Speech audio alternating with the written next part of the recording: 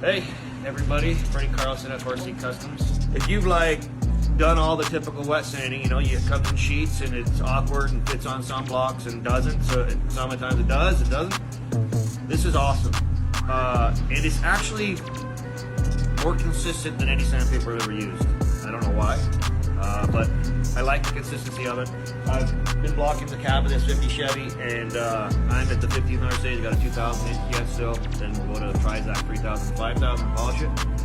But I've been very impressed thus far with the linear blocks, wet sanding, 800, 1200, 1500, 2000. This stuff really kicks ass, so reach out to him, get some.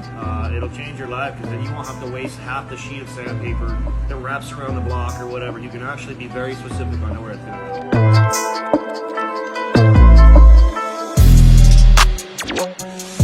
The flex on them, they got the polycarbonate face, which is super hard and cuts great.